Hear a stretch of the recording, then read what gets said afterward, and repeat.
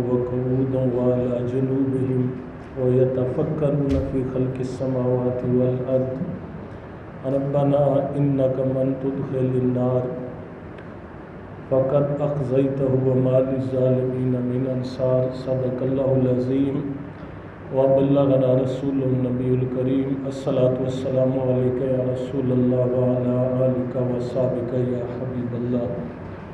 عزت و احترام کے لائق نمازی بھائیوں، دوستوں، بزرگوں، اللہ رب العزت کا لاتعداد مرتبہ شکر کہ جس کی توفیق سے سورہ ال عمران کا آج آخری درس قرآن آپ کے گوش گزار کیا جائے گا۔ یہ اتفاق ہے کہ اس سورت کا جو پہلا درس تھا وہ بھی پیر والے دن شروع ہوا تھا، اور آج اس کا آخری درس جو ہے وہ بھی پیر والی بابرکت گھڑیوں میں جو ہے اختتام پذیر ہو رہا ہے۔ بڑی ہی قابل غور یہ آخری آیات مبارکہ ہے۔ چند ایک پوائنٹ آپ کے گوش گزار کروں گا۔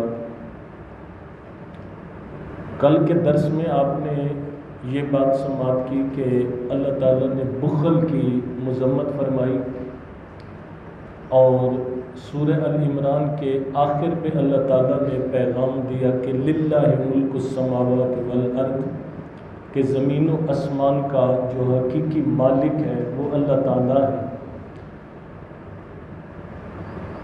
واللہ علی کل شیء قدیر، اور اللہ تعالیٰ کو ہر چیز پر قدرت حاصل ہے، وہ ہر چیز پر قادر ہے۔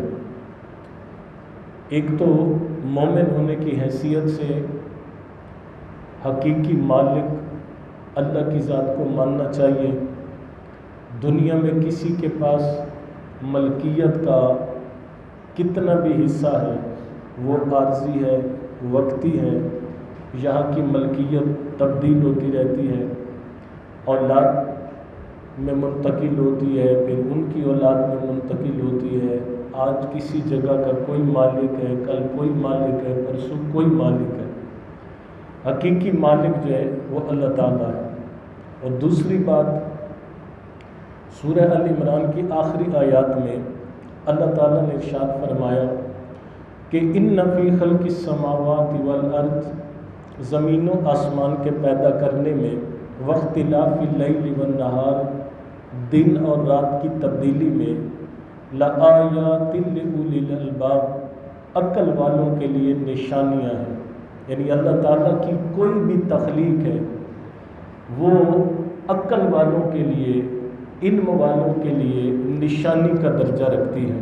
جو صاحب عقل ہوتا ہے وہ اللہ کی نشانیوں کے بارے میں غور کرتا ہے، سوچ و بچار کرتا ہے، اور وہ سوچ و بچار اس کو اللہ کے قریب کرتی ہے، اور اللہ پر اس کا ایمان مضبوط ہوتا ہے۔ مثال کے طور پر آپ باہر کھڑے ان درختوں اور پودوں کو دیکھتے ہیں، جو ان میں حسن ہے، جو ان میں ہریالی ہے، جو ان میں تازگی ہے، جو ان میں خوشبو ہے۔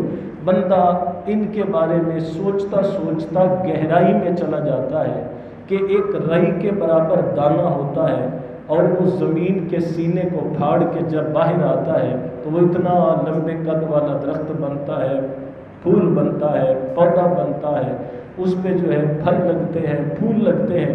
آخر کون سی طاقت ہے کہ جو اس رائی کے برابر دانے میں اتنی طاقت پیدا کر دیتی ہے؟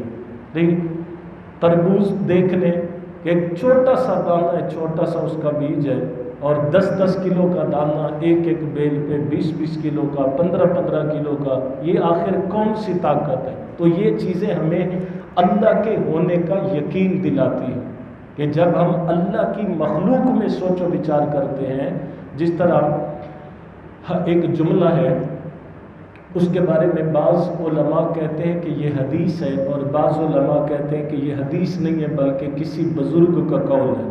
لیکن کسی اللہ والے کا قول بھی ہو تو وہ حدیث کے خلاف نہیں ہے، بلکہ حدیث کے دوسرے الفاظ اس کی تائید اور تصدیق کرتے ہیں۔ قول ہے کہ من عرف نفسہ فقط عرف ربہ، جو اپنے آپ کو پہچان لیتا ہے وہ رب کو بھی پہچان لیتا ہے۔ یعنی انسان جب اپنے اوپر غور کرتا ہے کہ میں کیا ہوں، میں کیسے وجود میں آیا، ٹھیک ہے، میرے آنے کا مقصد کیا ہے، میں نے کب تک رہنا ہے، پھر میں نے جانا کہاں پہ ہے، وہاں پہ میرے ساتھ ہونا کیا ہے۔ یعنی یہ چیزیں جب اپنے بارے میں وہ انسان سوچتا ہے تو یہ چیزیں اس کو رب کے قریب کرتی، رب کے قریب کرتی۔ علامہ اقبال رحمۃ اللہ تعالیٰ علیہ کی ایک فارسی کی نظم ہے بڑی کمال کی، اس میں وہ فرماتے ہیں کہ کرا جوئی چرا در پیچ و تابی، او کے پیدا است تو زیر نقابی، تلاشے او کنی جز خود نیابی۔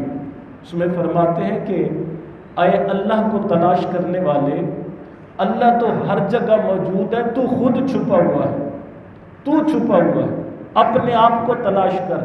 جب تو اپنے آپ کو تلاش کر لے گا تو جدھر جدھر دیکھے گا پھر تجھے اللہ کے جلوے نظر آئے گا، اللہ کے جلوے نظر آئے گا۔ اسی طرح قرآن کہتا ہے اینما تولوا فثم وجہ اللہ، جدھر بھی منہ کرو اللہ کے جلوے نظر آتے ہیں۔ تو یہ اہل علم جو لوگ ہوتے ہیں، اہل عقل جو لوگ ہوتے ہیں، وہ ان چیزوں کے بارے میں سوچتے ہیں، پھر اس میں سے اللہ کی حکمتیں تلاش کرتے ہیں کہ اللہ تعالیٰ نے جو ہے 24 گھنٹے رات کے نہیں بنائے، 24 گھنٹے دن کے نہیں بنائے، کام کے لیے الگ ایک وقت مقرر ہے، آرام کے لیے الگ وقت مقرر ہے۔ پھر پاکستان کی دھرتی تو اس حوالے سے خوش نصیب ہے کہ یہاں پہ 4 موسم ہوتے ہیں، بہار بھی ہوتی ہے، خزاں بھی ہوتی ہے، سردی ہوتی ہے، گرمی ہوتی ہے، اور یہ اللہ تعالیٰ کے سارے جو ہے وہ احکام کے مطابق ہوتے ہیں، اس کی نشانیوں کے تحت ہوتے ہیں۔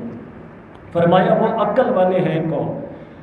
فرمایا الذین یذکرون اللہ قیاما وقعودا، عقل والے وہ ہیں کہ جو لیٹ کر بھی اللہ کو یاد کرتے ہیں اور کھڑے ہو کر بھی اللہ کو یاد کرتے ہیں، وعلی جنوب، اور پہلو کے بل لیٹ کے بھی اللہ کو یاد کرتے ہیں۔ کیا مطلب ہے اس کا؟ کہ وہ عقل والا ہے کہ جو ہر حال میں اپنے رب کو ذکر میں اور یاد میں رکھتا ہے۔ اور اللہ کے ذکر کا مطلب یہ نہیں ہے کہ میں صرف تسبیح پہ کر رہے ہیں تو وہ اللہ کا ذکر ہے، نہیں نہیں، آپ دکان پہ بیٹھے ہیں، اللہ کا خیال، اللہ کی فکر، اللہ کی یاد آپ کے دل و دماغ میں ہے تو یہ بھی ذکر ہے۔ یہ درس قرآن کے لمحات یہ بھی اللہ کا ذکر ہے۔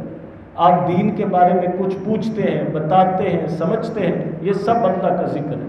اور حضور فرماتے ہیں قیامت کے دن سب سے بڑھ کر جس کا اعمال نامہ وزنی ہوگا یہ ان کا ہوگا کہ جن کو اللہ ذکر کی توفیق عطا فرماتا ہے، ٹھیک ہے۔ تو اس لیے ہر وقت اللہ کو یاد رکھیں، اللہ کے خیال میں رہیں، یہ بندہ مومن کے ایمان کی علامت ہے۔ اور جب اللہ کا ذکر انسان کو نصیب ہوتا ہے، وہ جنگل میں ہو، منگل میں ہو، دیہات میں ہو، شہر میں ہو، اللہ اپنی یاد کا نور اس کے دل میں بسا دیتا ہے۔ اور جب اللہ اپنی یاد کا نور اس بندہ مومن کے دل میں بساتا ہے، وہ پھر تقوی کے مقام پہ پہنچ کر پھر آگے ولایت کے درجے پہ چلا جاتا ہے، ولایت کے درجے پہ۔ حضرت عمر فاروق رضی اللہ تعالیٰ عنہ نے ایک چرواہے سے کہا کہ مجھے بکری کا دودھ دے دو۔ اس نے کہا حضرت یہ میری نہیں ہے، میں تو غلام ہوں، نوکر ہوں، ان کا مالک کوئی اور ہے۔ تو آپ نے کہا اس کو کہہ دینا کہ بھئی بکری کو شیر کھا گیا ہے، مجھے بیچ دو، پیسے لے لو، اس کو کہہ دینا شیر کھا گیا۔ تو اس نے کہا اے عمر فاروق، اس مالک کو تو میں کہہ دوں گا، لیکن اس مالک کا ایک اور بھی تو مالک ہے، اس کو کیا جواب دوں؟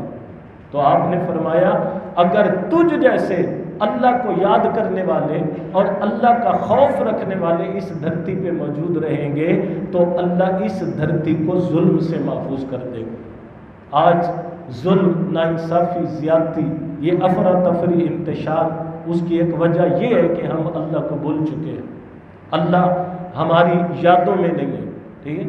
اگر صبح ہوتا ہے تو شام نہیں ہوتا، شام ہوتا ہے تو صبح ہوتا ہے، خوشی کے موقع پہ نہیں ہوتا، غمی کے موقع پہ ہو جاتا ہے، غمی کے موقع پہ آ جاتا ہے تو خوشی کے موقع پہ بھول جاتا ہے۔ تو بندہ مومن ہر قدم پہ اللہ کو جو ہے اپنے دل و دماغ میں رکھے۔